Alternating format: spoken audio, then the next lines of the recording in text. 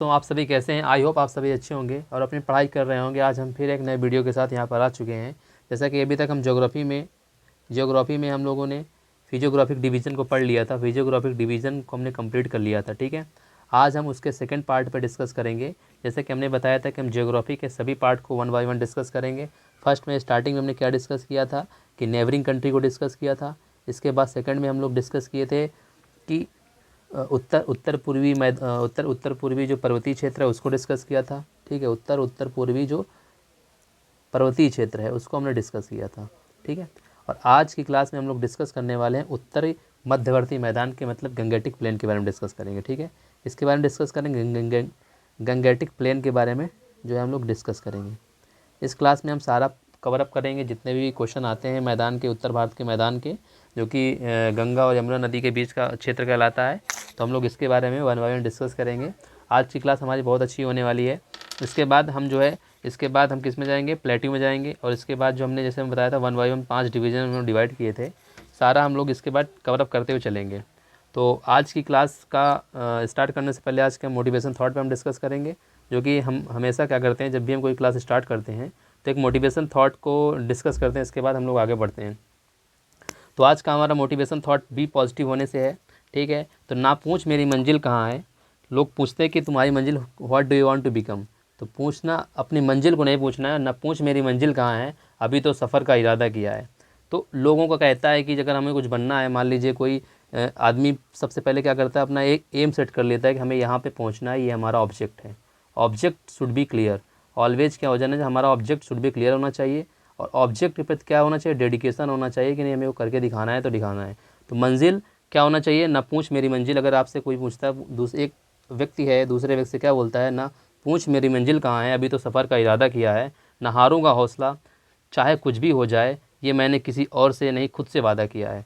तो आदमी को खुद से वादा करना चाहिए, दूसरे से वादा करने की ज़रूरत नहीं पड़ती है, ठीक है। क्योंकि जब हम अपने आप से वादा कर लेते हैं, be self just like we have become a dedicate our self, then we can do anything. तो वो डेडिकेशन हमारे अंदर होना चाहिए। तो क्या करते हैं कि अपने से नहीं हारना है, ठीक है। दूसरे जितना ही बोल दें, दूसरों के कहने पे नहीं, अपने से नहीं हारना है। जब मन की हारे हार है, मन की जीते जीत। तो मन की हारे हार तो मतलब मन से जब हार जाते हैं तो हम लोग कुछ नहीं कर सकते। जब मन से रखता है कि हम बी पॉजिटिव, हम कुछ भी कर सकते हैं, then we can do anything.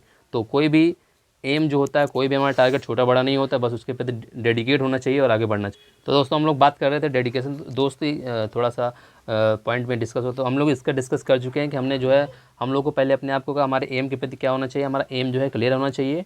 और किसी से बताने की ज़रूरत नहीं, खुद से हमारी मंजिल को बताना नहीं है, हमको जहाँ पहुँचना खुद से वादा करना और वहाँ पहुँच के हमको रहना है। तो यही डेडिकेशन थॉट के साथ हम लोग आगे बढ़ते हैं। क्योंकि कई बार ये होता है कि हम लोग करना बहुत कुछ चाहते हैं लेकिन कर नहीं पाते हैं, क्योंकि क्या होता है कि नहीं, अपने वास से झूठा वादा कर लेते हैं, दूसरों से बड़ी बड़ी बातें बोलते हैं कि नहीं हम ये करके दिखा देंगे, लेकिन कर नहीं पाते हैं। क्योंकि जब तक अपने आप से नहीं आप वादा करेंगे, अपने आप को नहीं समझाएंगे ना ये करना है, तब तक आप कुछ नहीं कर सकते हैं। तो अपने आप से वादा करिए और आगे बढ़िए, ठीक है ना। तो हमारा आज का मोटिवेशन थोड़ा इसीलिए था ताकि कुछ लोग, नए साल की शुरुआत हो गई है, नए साल में सोचते हैं कि नहीं हम लोग फिर कुछ करके जाएंगे, तो कहने को कह देते हैं लेकिन कर नहीं पाते। इसीलिए कहते हैं कि अपने एम के प्रति बहुत डेडिकेट रहना है, ईमानदार होके, ठीक है। ईमानदारी बहुत ज़रूरी होती है अपने आप से, दूसरे से ईमानदार नहीं, लेकिन अपने आप से जब तक आप ईमानदार नहीं होंगे, मन से ईमानदार होइए, ठीक है ना। जब आप अपने आप से ईमानदार हो जाएंगे तब आप कुछ भी कर सकते हैं। तो आज का टॉपिक बहुत इंपॉर्टेंट है। आज के टॉपिक में हम लोग डिस्कस करेंगे, जैसे मैंने बताया गंगेटिक प्लेन की। तो हम लोग आगे बढ़ते हैं। और जैसे मैंने बताया कि हम लोग ज्योग्राफी की लगातार क्लासें इंडियन ज्योग्राफी में ला के रहे हैं। हमारा गंगेटिक प्लेन का आज टॉपिक है पार्ट 1 है, लेकिन क्लास हमारी 13 है, याद रखिएगा। क्लास हमारी 13 है और गंगेटिक प्लेन का पार्ट 1 है। हम अभी तक 12 क्लास कर चुके हैं, सारा हमने डिस्कस किया है। अब यहाँ पीपीटी में देखे रहेंगे, हमने सारा मैप के अकॉर्डिंग चले हैं और मैप से वन बाई वन हमने डिस्कस किया है। तो आज की क्लास में भी बड़ा इंपॉर्टेंट पॉइंट लेके हम आए हुए हैं। तो बिना किसी देरी के हम लोग स्टार्ट करते हैं और आगे बढ़ते हैं। अगर वीडियो आपको अच्छा लगे तो इसे लाइक करिए, सब्सक्राइब करिए, अपने दोस्तों को बताइए और वीडियो को स्टार्टिंग से एंड तक ज़रूर देखिएगा। इससे क्या होता है कि आपको पता चल जाएगा कि नहीं हम क्या पढ़ा रहे हैं। क्योंकि अगर आप स्किप करके चलेंगे तो आपको पता नहीं चलेगा कि हम पढ़ा क्या रहे हैं, हमारा मतलब क्या पढ़ाने का। तो आप इसको स्टार्टिंग से ज़रूर अंत तक देखिएगा, क्योंकि इससे बहुत इंपॉर्टेंट फैक्ट है जो कि हर एग्ज़ाम में, चाहे वनडे हो, चाहे स्टेट पीसीएस हो, चाहे जो भी एग्ज़ाम हो, वहाँ पे ज्योग्राफी के 2 से 3 क्वेश्चन तो आने ही है। कभी कभी तो 5 हो आते हैं और अगर बहुत कुछ हुआ 10 भी क्वेश्चन आने के चांसेस रहते हैं, ठीक है। डिपेंड करता है कि एग्ज़ाम में कैसा क्या पैटर्न है। तो ज्योग्राफी के क्वेश्चन तो आना है, श्योर है, चाहे स्टैटिक जीके को बना लें चाहे जैसे बनाएं, लेकिन ज्योग्राफी का क्वेश्चन कहीं ना कहीं से आएगा ज़रूर, इसमें आता है, हर एग्ज़ाम में आता है। तो इसको हम आपको पहले बता दें, आपको पता है भली भांति। तो हम लोग आगे बढ़ते हैं और डिस्कस करते हैं। तो सबसे पहले आज हम लोग डिस्कस करेंगे कौन से पॉइंट पे, हम लोग पहले बात करेंगे कि आखिर मैदान हम लोग पढ़ेंगे कहाँ से। ठीक है, अभी लगा हम लोग लास्ट में क्या पढ़े थे, सबसे जो बाहरी भाग था हिमालय का वो क्या था, शिवालिक। हम लोग बीच बीच में बात करते थे कि शिवालिक श्रेणी के जस्ट नीचे क्या हो जाता है, मध्यवर्ती मैदान स्टार्ट हो जाता है। क्या हो जाता है, मध्यवर्ती मैदान जो है स्टार्ट हो जाता है। तो हम लोग आज मध्यवर्ती मैदान की बात करेंगे, जैसे कि गंगेटिक प्लेन कहते हैं, गंगा का मैदान कहते हैं, क्योंकि गंगा नदी यहीं से गुजरती है, दो नदियों का संगम रहता है, दो नदियों के बीच का क्षेत्र द्वाब कहलाता है। ऊपर गंगा नदी होती है, नीचे यमुना नदी होती है, बीच का क्षेत्र द्वाब कहलाता है। द्वाब का क्षेत्र आपको पता है कि बहुत ही उपजाऊ क्षेत्र होता है, यहाँ पे जो है पैदावार बहुत होती है और यहीं पे आबादी ज़्यादा होती है। ठीक है ना, क्योंकि ये उपजाऊ बहुत होता है, यहाँ की मिट्टी बहुत जो है उपजाऊ होती है। तो हम लोग इसके बारे में डिस्कस कर रहे हैं। तो मैं बता रहा था कि मध्यवर्ती मैदान, और इसके नीचे क्या रहेगा, मध्यवर्ती मैदान के नीचे का पार्ट नीचे रहेगा, क्या रहेगा, जो प्लेटिव रीजन है। क्या है, जो प्लेटिव रीजन, उसके बाद जैसे बिंद श्रेणी रहेंगी, बिंद और सतलज श्रेणी, सतपूर्णा श्रेणी, बिंद और सतपूर्णा श्रेणी रहेंगे आपको। ठीक है ना, इसके बारे जो रहेगा दक्षिण का पठार रहेगा। तो पहले इसमें थोड़ा सा हम लोग डिस्कस करेंगे कि आखिर ये है क्या और इसमें हम लोग डिस्कस क्यों कर रहे हैं, इसका मतलब क्या है, सारा हम लोग डिस्कस करेंगे। पहले हम थोड़ा सा एक छोटा सा मैप बनाएंगे और इसके बाद जो हम लोग डिस्कस करेंगे। ठीक है, क्योंकि पेज हमारे पास है, इसमें छोटा ही पेज है, तो हम लोग पहले इसमें मैप बना के एक बात आपको जो है दिखा देंगे कि हम लोग बात क्या करने जा रहे हैं। ठीक है, क्योंकि देखो बच्चों, मैप बनाना आपको आना चाहिए। अगर आप इंडियन ज्योग्राफी पढ़ रहे हैं तो कहीं पर भी है तो आपको मैप बनाना जो है आना चाहिए, क्योंकि मैप का बहुत इंपॉर्टेंट रोल रहता है। तो मैप बनाना, आप ये मत सोचिए कि मैप नहीं बना पाए, मैप आप ऐसा बनाइए जैसे आपको समझ में आए। ठीक है ना, तो मैप बनाना आपको जो है आना चाहिए। तो हम लोग जब गंगेटिक प्लेन की बात कर रहे थे तो मैं कहाँ से कहाँ तक, हम लोग ये रीजन क्या था पूरा, ये हिमालय का रीजन था। ठीक है, और ये सारा रीजन क्या कहलाएगा, ये मध्यवर्ती मैदान मतलब गंगेटिक प्लेन कहलाएगा। तो पॉइंट को समझना है। और ये यहाँ पे ये सारा रीजन क्या कहलाएगा, प्लेट्यू कहलाएगा। ठीक है, ये प्लेट्यू कहलाएगा। ये सारा जो है आपको पता है कि ये क्या कहलाता है, कोस्टल रीजन कहलाता है। तो हम यहाँ पे जो है हम लोग एक मार्क कर देते हैं, फिर इसके बाद आपको बताते हैं कि ये सारा मैदान है गंगेटिक प्लेन, इसके बारे में डिस्कस करेंगे। और यहीं पे जो है एक रीजन जो है, यहाँ पे जो श्रेणी है, यहाँ पे ये एक मिनट में बता दूँ आपको, यहाँ पे जो ये श्रेणी यहाँ पे पड़ेगी, ये शिवालिक है। ठीक है ना, ये शिवालिक है। शिवालिक के पाद से मतलब बॉटम से जो एक मैदान जो हमारा जुड़ा हुआ सबसे उत्तरी मैदान, पूछता है कि सबसे मध्यवर्ती मैदान का सबसे उत्तरी भाग किससे जुड़ा रहता है, तो वो शिवालिक के पार्ट से जुड़ा रहता है। किससे जुड़ा रहता है, शिवालिक से जुड़ा रहता है। ठीक है, इस बात को भी आपको दिमाग में रखना है। तो उत्तर में शिवालिक और दक्षिण में बिंद पर्वतमाला है। तो यहाँ से क्या है, बिंद पर्वतमाला हो गई, ये क्या हो गई, बिंद पर्वतमाला हो गई। ठीक है, उत्तर में शिवालिक, मध्य में बिंद पर्वतमाला के मध्य अवस्थित मध्यवर्ती मैदान, जिसे उत्तर भारत का विशाल मैदान या सिंधु गंगा ब्रह्मपुत्र का मैदान कहते हैं। क्योंकि यहीं पे क्या होता है, सिंधु गंगा ब्रह्मपुत्र, तीन नदियों का मैदान भी कहते हैं, मोटा मोटा तो गंगा का मैदान कहते हैं, लेकिन सिंधु, क्योंकि ऊपर सिंधु नदी जाती है, फिर ब्रह्मपुत्र नदी है। ठीक है, ब्रह्मपुत्र और गंगा, तीन नदी में लोग मोटे मोटे में बोल दें गंगा का मैदान, लेकिन तीन नदियों का संगम से बनता है सिंधु ब्रह्मपुत्र गंगा का मैदान। ठीक है, तो याद रखिएगा, सिंधु गंगा ब्रह्मपुत्र का मैदान भी कहते हैं। इसका विस्तार 7 लाख वर्ग किलोमीटर में है। ठीक है ना, 7 लाख वर्ग किलोमीटर में है, 7 लाख वर्ग स्क्वायर में। ठीक है ना, इस बात को याद रखिएगा। इसकी लंबाई क्या है, इसका क्षेत्रफल की हम लोग बात किए हैं। अगर इसकी लंबाई की बात करूँगा मैं तो 2400 किलोमीटर की इसकी क्या है, लंबाई है इस मैदान की। चौड़ाई क्या है, पूर्व के असम के पास केवल 800 मीटर है, जबकि पश्चिमी पंजाब के पास इसका 400 मीटर से अधिक चौड़ी है।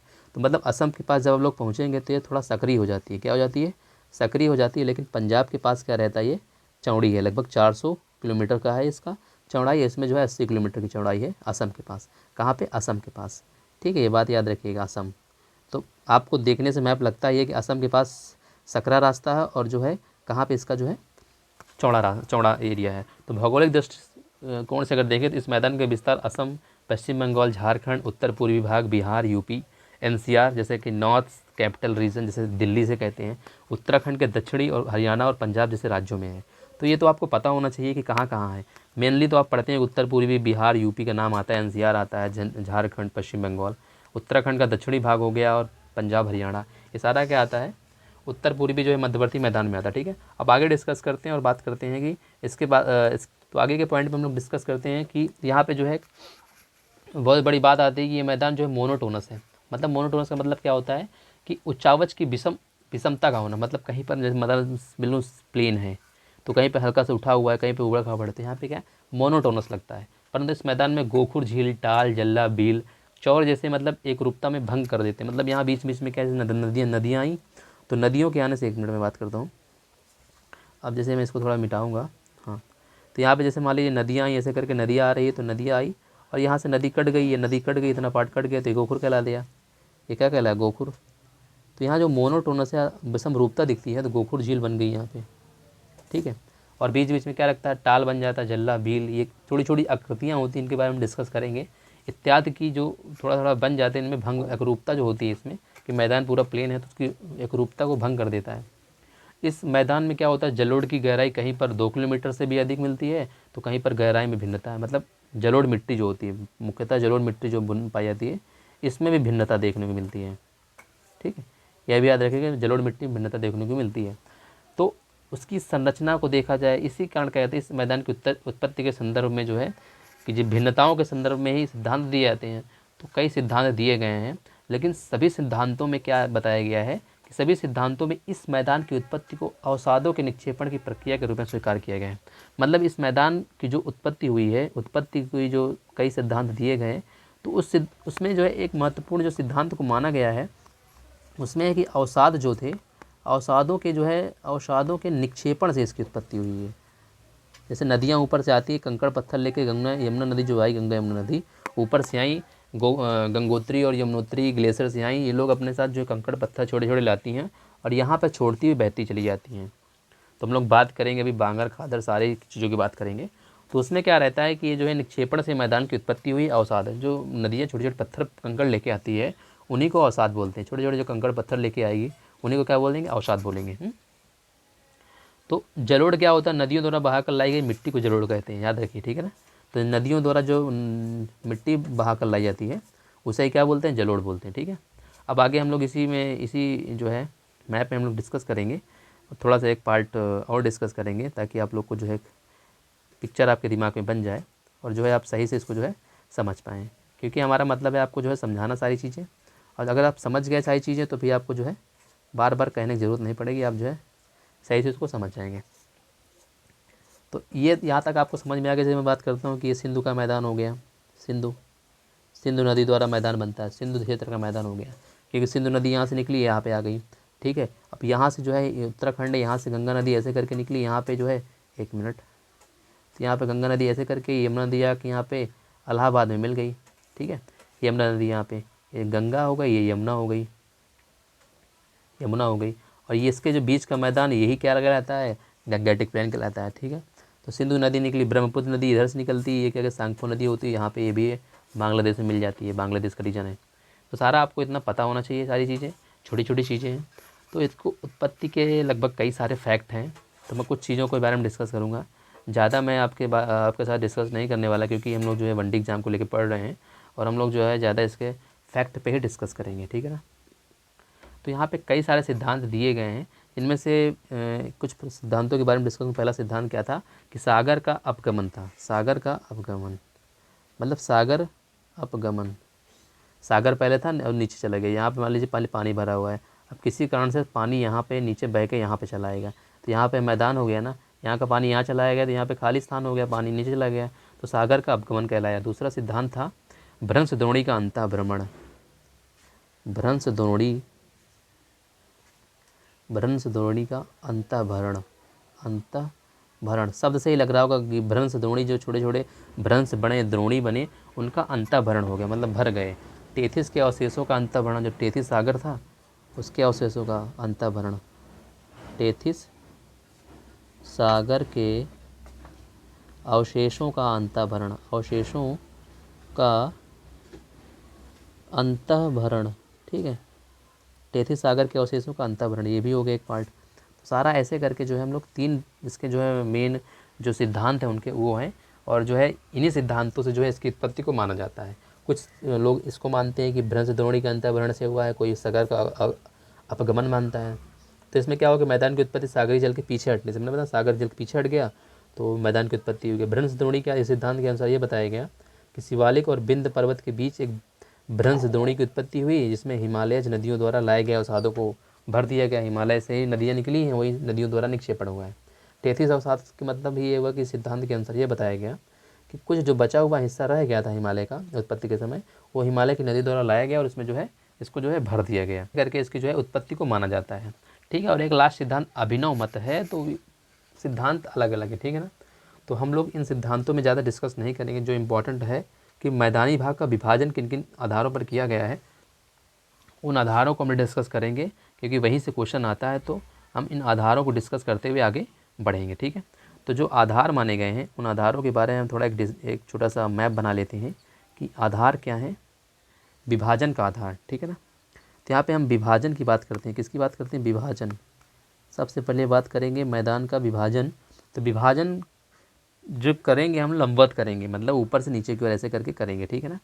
तो विभाजन में सबसे पहले हम लोग डिस्कस करेंगे जैसे शिवालिक श्रेणी के बाद, जैसे ऊपर सबसे पहले क्या है? शिवालिक है, मैं लिखूँगा शिवालिक है। फिर नीचे हम लोग आ गए, तो नीचे जो जस्ट शिवालिक श्रेणी से लगा हुआ, शिवालिक के पाद से लगा हुआ क्षेत्र है, वो क्या कहलाएगा? भाबर का मैदान। क्या कहलाएगा? भाबर। क्या कहलाएगा? भाबर का मैदान, ठीक है। हम लोग अभी बात करेंगे भाबर का मैदान। फिर इसके जस्ट नीचे वाला पार्ट कहलाएगा तराई का मैदान। क्या कहलाएगा? तराई का मैदान। इसके जस्ट नीचे वाला भाग कहलाएगा बांगर का मैदान। बांगर का मैदान, ठीक है। और इसके जस्ट नीचे हम लोग आएंगे, तीसरे नंबर पे आएंगे, तो हम लोग डिस्कस करेंगे खादर का मैदान। किसका बात करेंगे? खादर।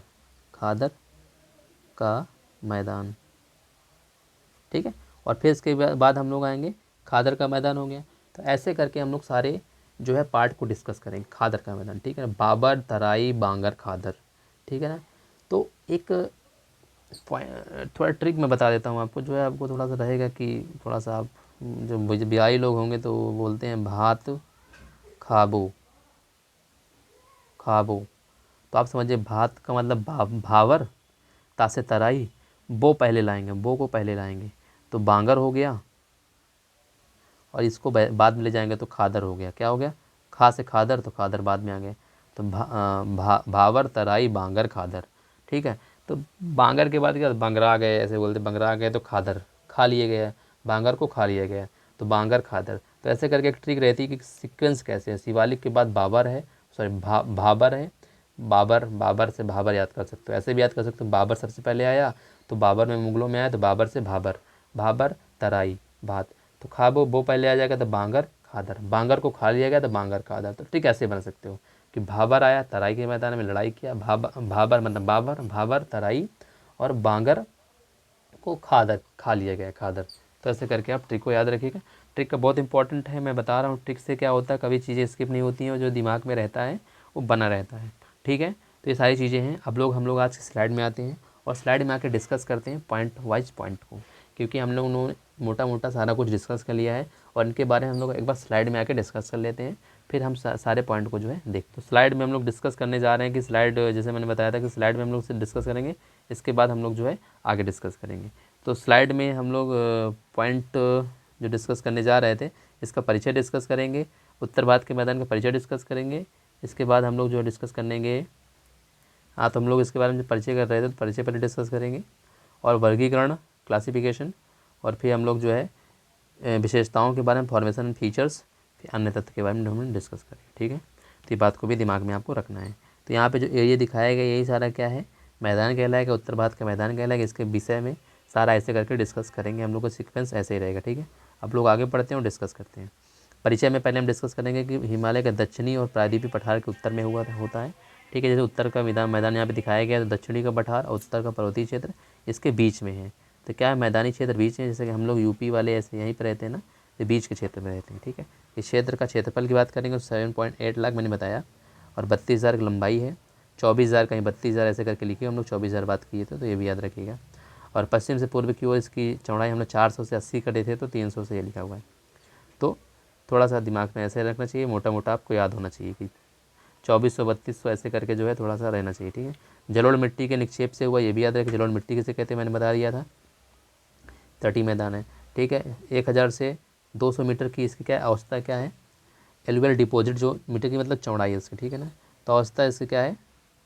इतनी क्या है? औसत मतलब 400 से 60 मीटर, औसत मतलब 460 मीटर मान सकते हैं। इसकी चौड़ा ऊंचाई जो होती है समुद्र तल से या तो 1000 से 2000 मीटर तक कहीं कहीं रहती है। इसका विस्तार एक्सपेंशन की बात करेंगे, राजस्थान, पंजाब, हरियाणा, यूपी, बिहार, पश्चिम बंगाल, असम, ठीक है। ये सारा चीज़ मैंने रीजन बताया था आपको। आगे बढ़ते हैं और इसकी विशेषताओं के बारे में डिस्कस करते हैं। तो तिब्बतन प्लेट्यू हो गया, प्लेट्यू के बारे में हम लोग बताया, ग्रेट हिमालय रहेगा ऐसे करके, फिर लेज़र हिमालय रहेगा, फिर शिवालिक हिमालय रहेगा, उससे इंडो गंगेटिक प्लेन ऐसे रहेगा, फिर इधर पेनिनसुलर रीजन रहेगा। मतलब हम लोग एक प्लेन चार्ट में डिस्कस कर रहे हैं। पहले हम लोग तिब्बत प्लेट्यू था, तिब्बत प्लेट्यू के ऊपर जो था ग्रेट हिमालय था, उसके बाद लेज़र हिमालय था, ये हिमांचल था, फिर शिवालिक या आउटर हिमालय से कहते हैं, आउटर हिमालय याद रखें, आउटर हिमालय।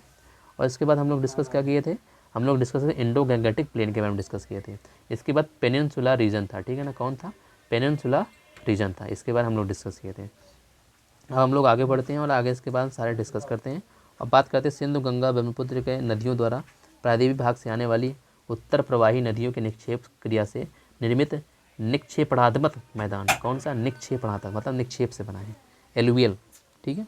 तो समय इसका टाइम क्या था, समय बता देते हैं।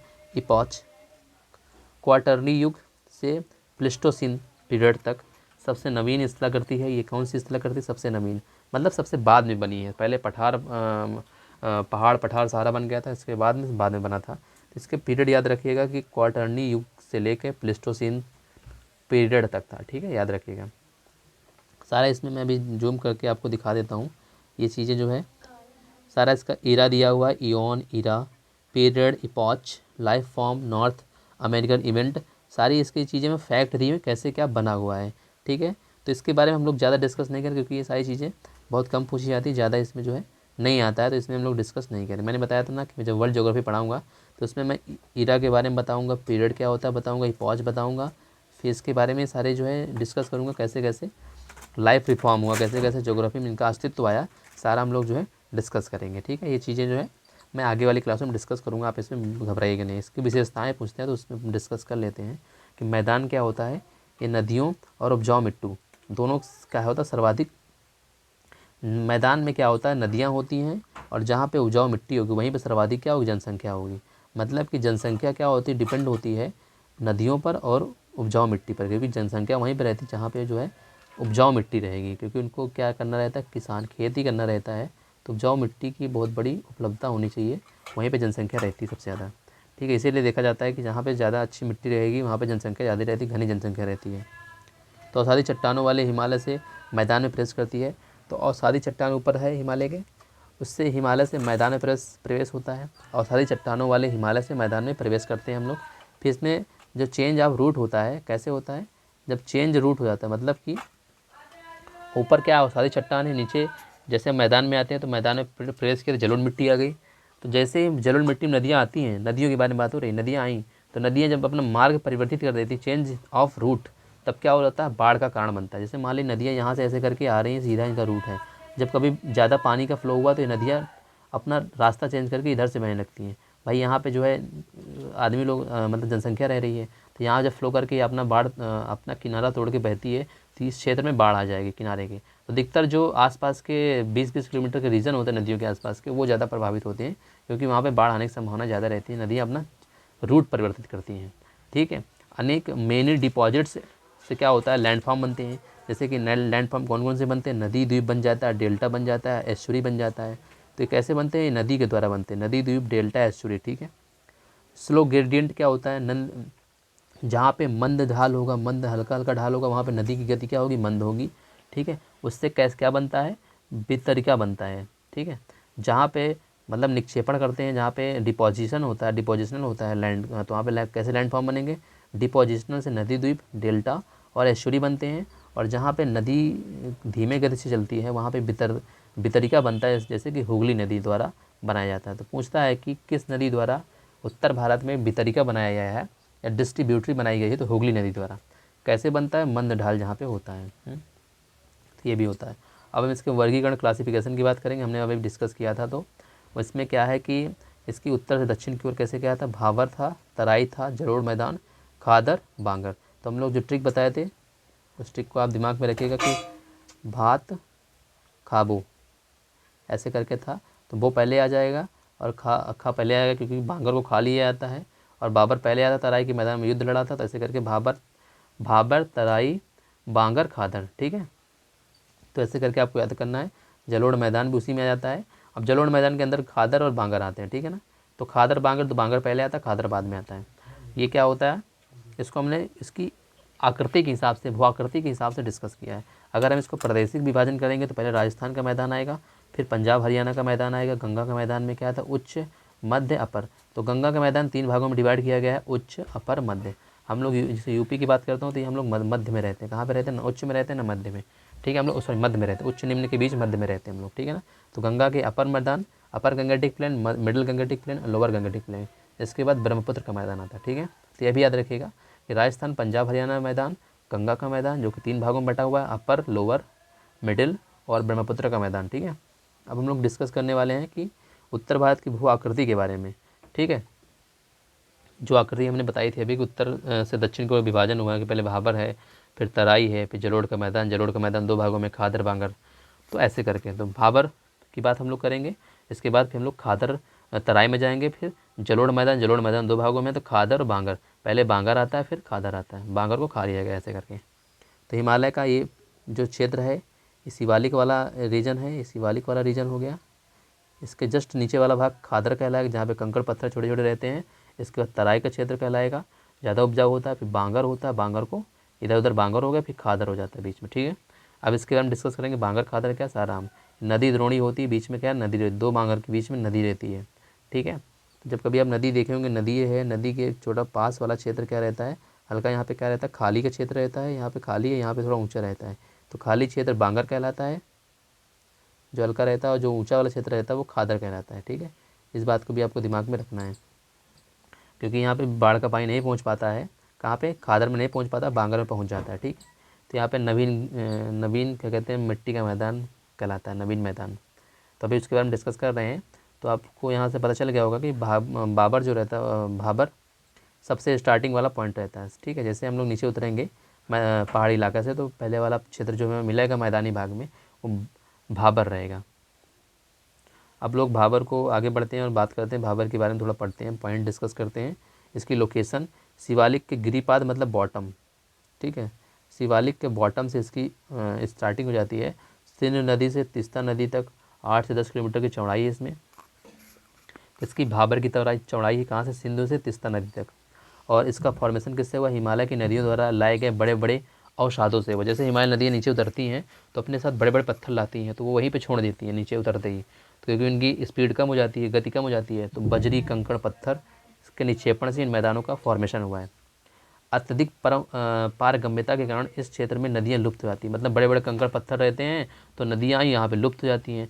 तो पूछता है कि मैदानी भाग के किस क्षेत्र में नदियाँ विलुप्त हो जाती हैं? तो वो भाबर क्षेत्र में। भाबर क्षेत्र में नदियाँ क्या हो जाती हैं? लुप्त हो जाती हैं, मतलब विलुप्त हो जाती हैं। ठीक है, ऐसे करके जैसे नदियाँ आई यहाँ पे, और यहाँ से जैसे मान लो जी, मैं भी आपको क्या कहते थोड़ा इसको जूम करके दिखा रहा हूँ अभी। तो जैसे कि मैं भी आपको दिखाता हूँ, यहाँ पे फ्रेड चैनल दिखा रहा है आपको, स्टेप स्लॉप दिखा रहा है, यहाँ से नदियाँ आई। यहाँ पे एलुवियल फैंस क्लैप है। ठीक है ना, एलुवियल फैंस यहाँ पे है, एलुवियल प्लेन है। ठीक है ना, मतलब एलुवियल प्लेन मतलब जलोढ़ का मैदान। ठीक है, ये हार्ड रॉक हो गई क्योंकि यहाँ से नदियाँ आ रही हैं। और यहाँ पे नदियाँ थोड़ा थोड़ा क्या हो जाती हैं, एलुवियल फैन इंक्लूडिव लियोन हो गया, इसके बाद एलुवियल फैन एक्टिव लोब हो गया। ठीक है, इनएक्टिव एक्टिव लोब हो गया। तो सारी चीज़ें यहाँ पे दिखाई गई हैं। देखो, जो पास वाला क्षेत्र रहता है एलुवियल फैन एक्टिव लोब कहलाता है, और जो उसके दूर वाला क्षेत्र रहता है वो एलुवियल फैन इनएक्टिव लोब कहलाता है। ठीक है, तो एलुवियल का मैदान होता है, मतलब जलोढ़ का मैदान होता है। तो यहाँ पे एलुवियल एंड पॉइंट हो जाता है, यहाँ पे एलुवियल का एंड पॉइंट हो जाता है। तो ये क्षेत्र क्या कहलाता है? एलुवियल का एंड पॉइंट। ठीक है ना, मतलब जलोढ़ मैदान का एंड पॉइंट हो जाता है। तो सारा इस मैथ में आपको देखने को मिल रहा होगा। ठीक है, हम लोग अब आगे बात करते हैं कि भाबर में नदियाँ विलुप्त हो जाती हैं, और जो है कहाँ पे तराई में फिर से दोबारा निकल आती हैं। तो इनका दोबारा कहाँ पे दिखाई देती हैं? तराई में दिखाई देती हैं। तो हम लोग आगे बात करेंगे, कृषि हेतु अनुपयुक्त होता है ये मैदान। क्या होता है? कृषि यहाँ पे नहीं हो पाती, क्योंकि बड़े बड़े कंकड़ पत्थर होते हैं, तो यहाँ पे कृषि नहीं हो पाती है। तो अनसूटेबल फॉर एग्रीकल्चर। ठीक है, एग्रीकल्चर के लिए उपयुक्त नहीं है। मवेशी का पालन होता है, कैटलिंग होता है, कैटल पाले जाते हैं मवेशी। लंबी जड़ों वाले वृक्ष होते हैं। भाबर को शिवालिक का जलोढ़ पंख भी कहते हैं। इंपॉर्टेंट पॉइंट है कि शिवालिक का जलोढ़ पंख किसे कहते हैं? तो भाबर को कहते हैं। किसको कहते हैं? भाबर को शिवालिक का जलोढ़ पंख कहते हैं। अब जलोढ़ पंख किसे कहते हैं? दिमाग में तो आ रहा होगा, जलोढ़ पंख किसे कहते हैं? इसे बोलते हैं एलुवियल फैन। जैसे मैंने बताया जलोढ़ पंख, एलुवियल फैन, पैन माने पंख होता है, और जलोढ़ एलुवियल बोलते हैं। तो यहाँ पे मैं अभी बता रहा था ना, एलुवियल फैन कहाँ कहाँ पे है। तो यहाँ पे एक्टिव इनएक्टिव चीज़ें बताई गई। तो भाबर के ही मैदान को ही, भाबर के क्षेत्र को ही शिवालिक का जलोढ़ पंख कहते हैं। जलोढ़ के बारे में एलुवियल फैन के बता रहा था। एलुवियल फैन कहाँ पे एक्टिव होता है, कहाँ पे इनएक्टिव हो जाता है, कहाँ पे वो एंड हो जाता है। तो एक बार फिर मैं आपको दिखाऊंगा ताकि आपको समझ में आ जाए कि यहाँ पे एलुवियल का क्या रहता है, फ़ैन का एंड हो जाता है। 1 मिनट, एलुवियल फ़ैन का एंड कहाँ पे होता है, यहाँ पे होता है, यहाँ पे। ठीक है, आपको दिख रहा होगा यहाँ पे एलुवियल फ़ैन का एंड हो गया यहाँ पे, क्योंकि यहाँ से नदी दोबारा दिखाई देने लगी। ठीक है, और इसके बाद यहाँ पे जो है एलुवियल फ़ैन यहाँ पे इनएक्टिव है। कहाँ पे, यहाँ पे इनएक्टिव है। यहाँ देखो, यहाँ पे एलुवियल फ़ैन हल्का सा दिखने लगे, इनएक्टिव हो गया, और यहाँ पे जो है पूरी तरह से एक्टिव हो जाता है। तो ये चीज़ भी दिमाग में रखना है। ठीक है, ये सारी चीज़ें ज़्यादा पूछ नहीं जाती, लेकिन आपको रखना पड़ता है दिमाग में कि एलुवियल फ़ैन होते क्या हैं। मैंने इसमें जो है आपको जो एक डायग्राम में आपको जो है बाकायदे जो है बता दिया है। अब इसके बाद मैं बात करूँगा तराई के बारे में, बात करूँगा तराई का क्षेत्र। ठीक है, तो अगर इसके मैं लोकेशन की बात करूँगा तराई के, तो भाबर के दक्षिण से 10 से 20 किलोमीटर की चौड़ाई होती है इसमें। ठीक है, भाबर के सब दक्षिण में आता है इसका क्षेत्र। ठीक, तो इसका निर्माण होता है हिमालय नदियों के महीन अवसादों से। बड़े बड़े अवसादों से भाबर की उत्पत्ति होती है, और महीन अवसादों से इसका क्या कहते हैं, तराई की उत्पत्ति होती है। इसमें चिकनी मिट्टी आती है, चिकनी मिट्टी रेत के निक्षेपण से। निम्न पारगम्यता व वहिकाओं की अनुपस्थिति के कारण नदियाँ पुनः दृश्यमान हो जाती, मतलब कि due to the low permeability and absence of stomas, मतलब बड़े बड़े पत्थर नहीं, छोटे छोटे होते हैं, तो इसमें क्या होती है, नदियाँ फिर से हमको विजुअल हो जाती है। यहाँ पे नदियाँ, मतलब कहते हैं कि भावर में नदियाँ गायब हो जाती हैं और तराई में नदियाँ फिर से दिखने लगती हैं। तो यहाँ पे इसकी विशेषताएं क्या है कि यहाँ पे नमी क्या, दलदली और नमी युक्त भूमि होती है, जिससे मलेरिया का खतरा ज़्यादा रहता है। तो तराई के क्षेत्र में जो है सबसे ज़्यादा गंदगी रहती है, मच्छर मलेरिया यहीं पे होते हैं तराई के क्षेत्र में, क्योंकि दलदली क्षेत्र होता है। ठीक है ना, बीमारियाँ बहुत होती हैं मलेरिया से। घने और जैव विविधता वाले क्षेत्र होते हैं, मतलब घने फॉरेस्ट होते हैं। दुधवा राष्ट्रीय उद्यान, उत्तर प्रदेश का दुधवा राष्ट्रीय उद्यान जो लखीमपुर खीरी में है, यहीं पे है। कहाँ पे है, पूछता है। लखीमपुर खीरी का दुधवा राष्ट्रीय उद्यान एकमात्र राष्ट्रीय उद्यान नेशनल पार्क कहाँ पे, लखीमपुर खीरी में है, जो कि उत्तर भारत का है। ठीक, मतलब उत्तर प्रदेश का है। ये पॉइंट याद रखना, जो कि तराई के मैदान में है। कृषि हेतु उपयुक्त और उपजाऊ क्षेत्र होता है, मतलब ये बहुत फर्टाइल क्षेत्र होता है। समस्या क्या होती है, कृषि हो तो वनोन्मूलन, मतलब वनोन्मूलन क्या होता है कि प्रॉब्लम डिफॉरेस्टेशन फॉर एग्रीकल्चर। यहाँ पे इतने सारे घने पेड़ पौधे होते हैं कि एग्रीकल्चर के लिए वहाँ पे डिफॉरेस्टेशन करना पड़ता है, पेड़ पौधों को काटना पड़ता है। अब मैं बांगर की बात करूँगा, जो कि जलोढ़ का क्षेत्र कहलाता है। जलोढ़ का क्षेत्र है, किसका क्षेत्र है, जलोढ़ मैदान का रीजन है, बांगर और खादर।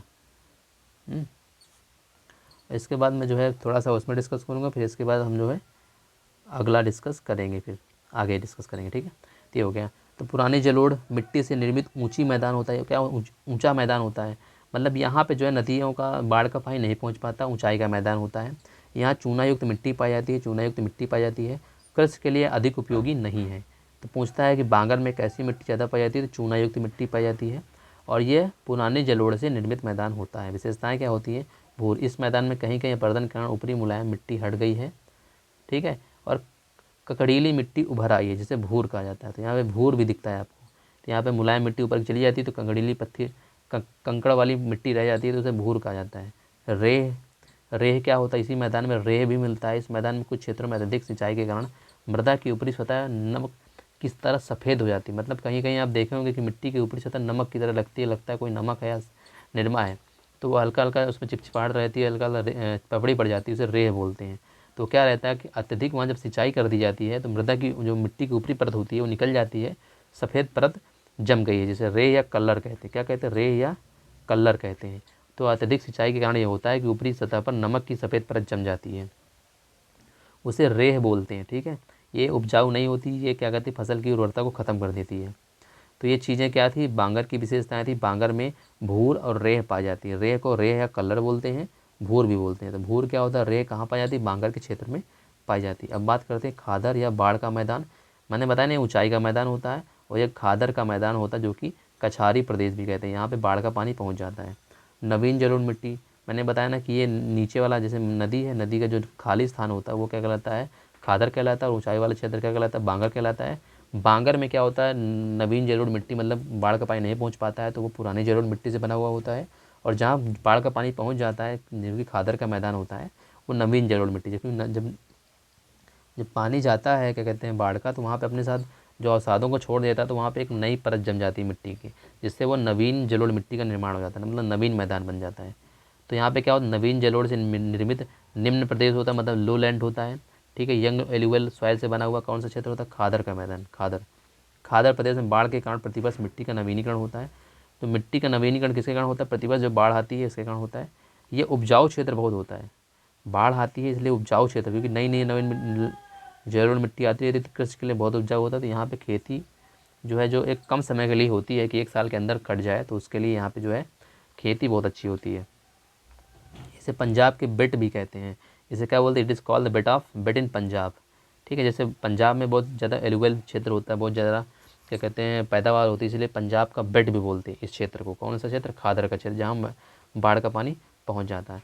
इस मैदान में नदी की प्राणावस्था बनने वाली अपरदनात्मक एवं निक्षेपणात्मक स्थलाकृति जैसे बालू, रोधिका, विसर्प, गोखुर झीलें पाई जाती हैं। मतलब सारी जो अवस्थाएं होती हैं, जब नदी अपनी जो है किस स्टेज में पहुंचती है? प्राणावस्था में पहुंचती है। अवस्थाएं क्या होती हैं नदी की? कितनी कितनी अवस्थाएं? किशोरावस्था, प्राणावस्था, युवावस्था। सारी नदियों में जब नदी चैप्टर को पढ़ेंगे तो वहाँ पे सारी इसकी अवस्थाओं के बारे में डिस्कस करेंगे, नदियों द्वारा बनाई गई स्थलाकृतियों के बारे में डिस्कस करेंगे। लेकिन सारी स्थलाकृतियाँ कहाँ बनती हैं? जब नदी का पानी पहुँच जाता है खादर का मैदान, तो इसमें स्थलाकृतियाँ कौन कौन सी बनती हैं? बालुका बनेगा, रोधिका बनेगा, विसर्प बनेगा, गोखुर झीलें बनेंगी। सारा हम डिस्कस करेंगे, यहाँ पे नहीं, क्योंकि डिस्कस करने में जो है क्लासेस बढ़ जाती हैं। आगे सारी आने वाला सारा कुछ आएगा, बस 1 बाय 1 आएगा। ठीक है, तो इस बात को आपको पेशेंस के साथ पढ़ना है, क्योंकि पेशेंस बहुत ज़रूरी होता है। पढ़ाई करते समय पेशेंस बहुत इंपॉर्टेंट होता है। जब भी हम लोग पेशेंस को खो देते हैं, हम लोग वहीं से जो है क्या हो जाते हैं, थोड़ा सा डाइवर्ट हो जाते हैं, ये भी याद रखिएगा। तो यहाँ पे एक पॉइंट और है, बहुत इंपॉर्टेंट है कि बील क्या होता है, कि मैदानी भागों में डेल्टाई भाग जो होता है, नीची भूमि जिसमें सालों भर जल भर रहता है, तो उसे क्या कहते हैं? बील बोलते हैं। ठीक है ना, तो मैदानी क्षेत्रों, मैदानी भागों में डेल्टाई भाग, मतलब डेल्टाई भाग क्या होता है? नीची भूमि जिसमें सालों भर जल भरा रहता है। जल जो है वहाँ पे जो ऊपर नदियों द्वारा रहता है, भरा रहता है। जैसे नदी आई और नदी यहाँ पे आई तो बाढ़ का पानी यहाँ पे भर गया, तो सालों भर भरा रहेगा, तो उसे बील बोलते हैं। क्या बोलेंगे? बील। ठीक है, इस बात की। अब इसमें जो है आगे का क्या है? उत्तर भारत के मैदानों का प्रादेशिक विभाजन। तो यहाँ पे याद रखिएगा, जब प्रादेशिक विभाजन की बात हो रही है तो हम लोग इसके जो है पार्ट 2 में डिस्कस करेंगे, क्योंकि एक पार्ट में हम लोग जो डिस्कस कर चुके हैं उसको हम अगले पार्ट, क्योंकि एक पार्ट में हम लोग इसका जो इसकी भू आकृतिक विभाजन था, मैदानी मतलब मैदान का भू आकृतिक विभाजन था, उसको हम लोगों ने डिस्कस कर लिया है। और आगे वाले क्लास में जो है प्रादेशिक विभाजन के बारे में डिस्कस करेंगे। जैसे हमने हिमालय का जो है भू आकृतिक विभाजन किया था और प्रादेशिक विभाजन किया था, ऐसे ही हमने जो है मैदान का भू आकृतिक विभाजन कर लिया है, और प्रादेशिक विभाजन अगली क्लास में हम लोग करेंगे। तो क्लास को हम यहीं से एंड करेंगे। अगर आपको क्लास अच्छी लगी है तो लाइक करिएगा, सब्सक्राइब करिएगा। ठीक है ना, क्योंकि आप जब सब्सक्राइब करेंगे, लाइक करेंगे, तो आपके पास सबसे पहले बेल आइकन, बेल नोटिफिकेशन जाएगा। हमारी जो पहली क्लास आएगी आपको तुरंत पता चल जाएगा। ठीक है ना, और शेयर ज़रूर करिएगा अपने दोस्तों को, ताकि उनको भी कंटेंट पता चले कि हम लोग क्या पढ़ा रहे हैं। और इसको लास्ट तक ज़रूर देखिएगा, क्योंकि आप लास्ट तक नहीं देखते हैं, आप स्किप कर देते हैं, तो आपको पॉइंट समझ में नहीं आता है।